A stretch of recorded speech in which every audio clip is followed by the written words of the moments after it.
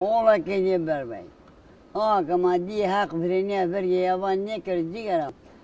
Bakın ki çeşniye diye ama diye emrime derdi de kıyıya.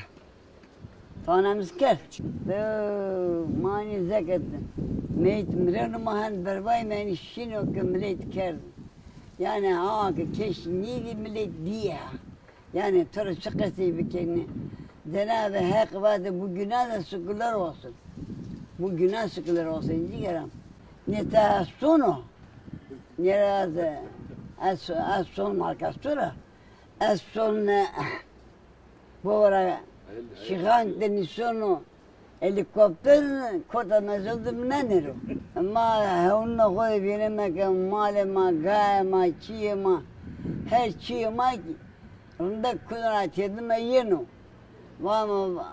Van ha yağla van, ya düzgün baba. Van sıkırma ve tuvuk matebiye ne abi bir daha. Ne dersevik vienun. O hakikaten o dersevik vienun bre. Van isma ta devde verdi. O derdi devde, o derdi higudur, o derdi toprak harda devreştir o. O hiç ne, hon yok ne kör. Van Şahin koydu, Metin koydu, ya domon koydu, ya hakkına ki tala mırkası bike. Azvan hak bu ki Metin para çakodur. Şahinlik van yeni saradır. Van fren işi. Zato şenum van yeni saray Şahin tedir. Vano hak tabi azami ne karo, hak ne kuki azami emre dürbero, azami mutlu karo. Vani mene tato kavul bu.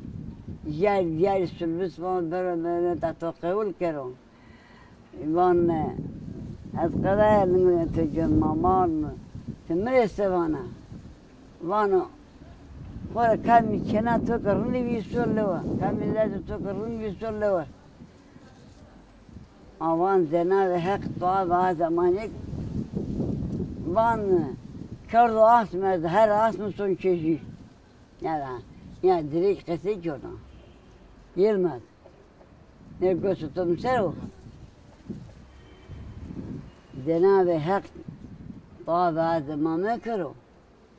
Zaman bara mara van hakkın meremeti hakkı. Abi dercilerim vardı babayla gidiyorlar kızız o. Bak tolu bazı abi meremeti hakkı dercilerim vardı demek azamadım. Dercilerim tükü turu kasa hakkı var ki adı tük turu var. Tanemiz ker.